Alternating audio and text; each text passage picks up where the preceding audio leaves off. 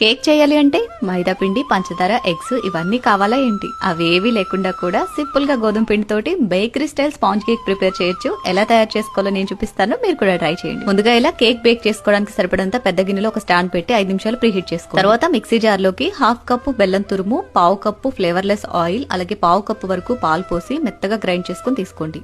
ఇలా గ్రైండ్ చేసుకున్న తర్వాత ఒక బౌల్లోకి తీసేసుకుని మనం బెల్లాన్ని మెజర్ చేసుకుని అదే కప్ తోటి 1 కప్పు గోధుమ పిండి, 1/2 స్పూన్ వరకు బేకింగ్ పౌడర్, అలాగే 1/4 స్పూన్ వరకు బేకింగ్ సోడా వేసి జల్లించుకోండి. నెక్స్ట్ ఒక అరకప్పు పాలని కొంచెం కొంచెంగా పోసుకుంటూ ఉండలు లేకుండా కలిపేసుకోండి. మొత్తంగా 1 కప్పు పాలు, 1 కప్పు గోధుమ పిండి యూజ్ చేస్తాము. ఇలా ఉండలు లేకుండా చక్కగా కలుపుకున్న తర్వాత 1 స్పూన్ వెనిలా ఎసెన్స్ కూడా యాడ్ చేసుకుని విస్కర్ తోటి ఉండలు లేకుండా రిబ్బన్ కన్సిస్టెన్సీ వచ్చేట్టు కలుపుకోండి.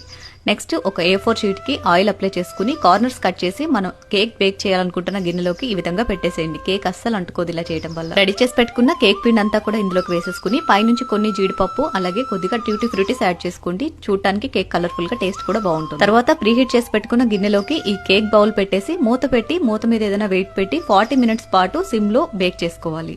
40 మినిట్స్ తర్వాత ఇలా టూత్ పిక్ గుచ్చితే టూత్ పిక్ ఏం అంటుకోకుండా నీట్ గా వస్తే కేక్ బేక్ అయినట్టే. పూర్తిగా చల్లారిన తర్వాత A4 షీట్ రిమూవ్ చేసుకుని మనకి నచ్చిన షేప్ లో కట్ చేసుకున్నామంటే ఎంతో టేస్టీ అయిన bakery style sponge cake. Full video detail గా యూట్యూబ్ ఛానల్లో పోస్ట్ చేస్తాను, లింక్ స్టోరీలో ఉంటుంది. అది చూసిన తర్వాత ట్రై చేయండి, మీకు కూడా పర్ఫెక్ట్ గా కుదురుతుంది. వీడియో నచ్చితే లైక్ చేయండి. Thanks for watching, have a great day.